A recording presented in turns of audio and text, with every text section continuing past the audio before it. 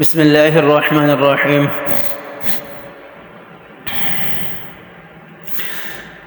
اس رمضان کے آخری پل میں، اس رمضان کے آخری دنوں میں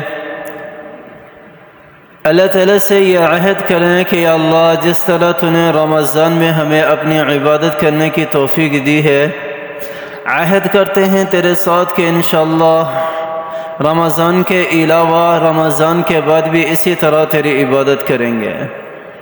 اور اللہ کی عبادتوں میں سب سے بڑی عبادت نماز ہے، سب سے بڑی عبادت نماز ہے۔ نماز مومن کی معراج ہے، نماز مومن کی معراج ہے۔ یہاں حضرت علی رضی اللہ تعالی عنہ کا واقعہ مجھے یاد آتا ہے کہ کسی نے حضرت علی رضی اللہ تعالی عنہ سے پوچھا، کیا پوچھا حضرت علی رضی اللہ تعالی عنہ سے کہ جب اللہ کی ذات چاہتی ہے کہ تجھ سے بات کرے تو وہ کیا کرتا ہے، اور جب تو چاہتا ہے کہ اللہ تعالیٰ سے ہم کلام ہو تو پھر تو کیا کرتا ہے؟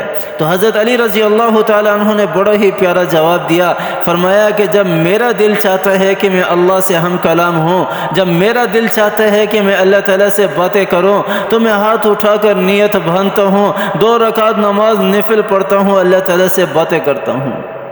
اور جب اللہ کا دل کرتا ہے کہ وہ مجھ سے بات کرے، وہ مجھ سے ہم کلام ہو، تو اللہ کی ذات مجھے قرآن کی تلاوت کرنے کی توفیق عطا فرماتی ہے۔ اللہ کی ذات مجھے قرآن کی تلاوت کرنے کی توفیق عطا فرماتی ہے۔ اور جس طرح ہم رمضان میں نماز کا اہتمام کرتے ہیں نا، غیر رمضان میں بھی نماز کا احترام کریں، نماز کا اہتمام کریں۔ اور جس طرح رمضان کے مہینے میں پابندی کے ساتھ نماز پڑھتے ہیں، رمضان کے علاوہ بھی پابندی کے ساتھ نماز پڑھنے والے بنے، پابندی کے ساتھ نماز پڑھنے والے۔ یہ نماز کے بارے میں آپ صلی اللہ علیہ وسلم نے فرمایا، کیا فرمایا؟ الصلاۃ عماد الدین ومن اقامها اقام الدین ومن هدمها هدم الدین۔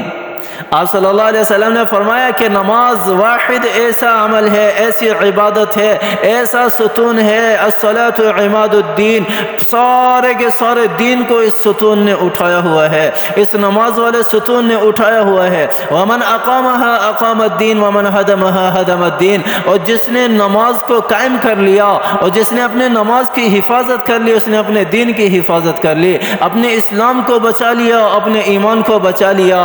اور جس نے نماز کو چھوڑ دیا، اس نے اپنے دین کو ختم کر دیا، اس نے اپنے دین کو ختم کر دیا۔ نماز اللہ تعالیٰ نے تعریف بیان کی ہے نماز کی قرآن پاک کے اندر، ایک الگ سے تعریف بیان کی ہے نماز کی۔ ان الصلاۃ تنہی عن الفحشاء والمنکر والبغی یعظکم لعلکم تذکرون۔ اللہ تعالیٰ کیا ارشاد فرما رہے ہیں؟ ان الصلاۃ تنہی عن الفحشاء والمنکر والبغی، یہ نماز کی تعریف ہے۔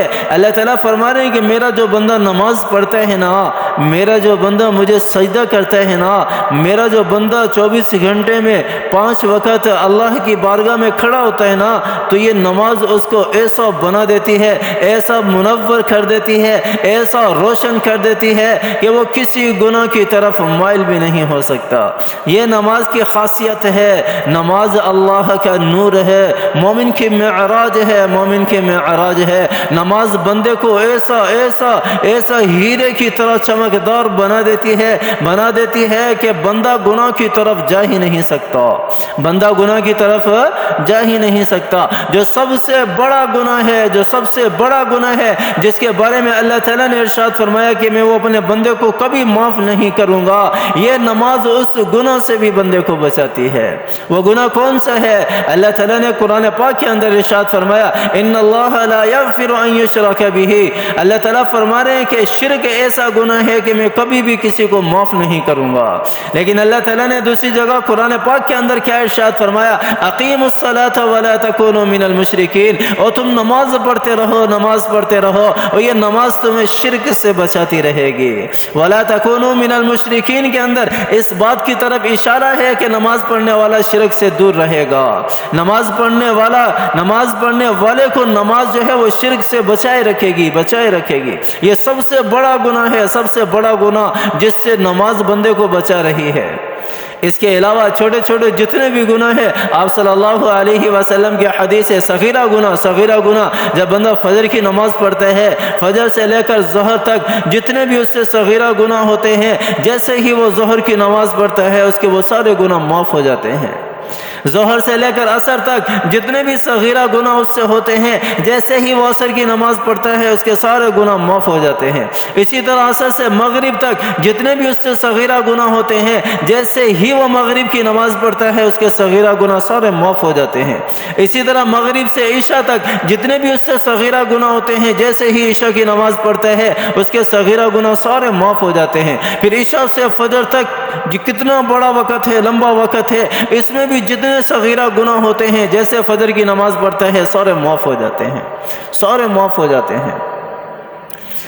ابن عباس رضی اللہ تعالی عنہما کی روایت میرے ذہن میں آ رہی ہے نماز کے حوالے سے ابن عباس رضی اللہ تعالی عنہما، ترمذی کی روایت ہے، ابن عباس رضی اللہ تعالی عنہما سے پوچھا گیا کیا رائے ہے ایسے بندے کے بارے میں، ایسے شخص کے بارے میں جس نے ساری زندگی نفلی روزے رکھے ہوں، جس نے ساری زندگی اللہ تعالیٰ کی عبادت کی ہو اور گھر میں کھڑے ہو کر نمازیں بھی پڑھی ہوں لیکن جماعت کے ساتھ نماز نہ پڑھتا ہو اور جمعے کی نماز نہ پڑھتا ہو، ایسے بندے کے بارے میں کیا رائے ہے؟ ابن عباس رضی اللہ تعالیٰ عنہما نے فرمایا کہ ایسا شخص پکا جہنمی ہے، پکا جہنمی ہے۔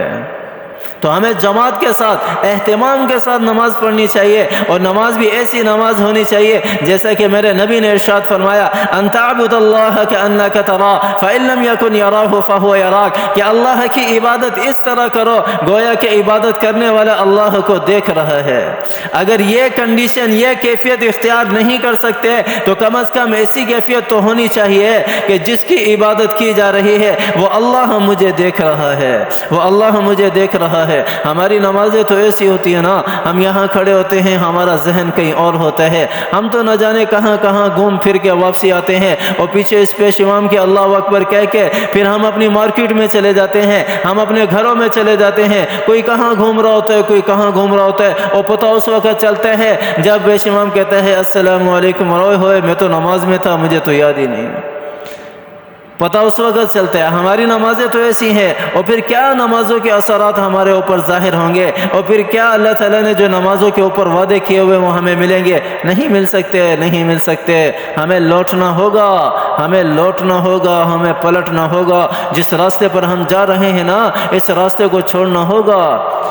تو رمضان کے مہینے میں ان آخری دنوں میں عہد کریں اپنے آپ سے، اللہ سے بھی عہد کریں کہ یا اللہ میں نماز پابندی کے ساتھ پڑھوں گا، میں نماز کبھی نہیں چھوڑوں گا، میں نماز کبھی نہیں چھوڑوں گا۔ اللہ تعالیٰ مجھے بھی سمجھ عطا فرمائے، آپ کو بھی سمجھ عطا فرمائے، اللہ تعالیٰ ہمیں عمل کرنے کی توفیق عطا فرمائے۔ آمین ثم آمین، وآخر دعوانا ان الحمد للہ رب العالمین۔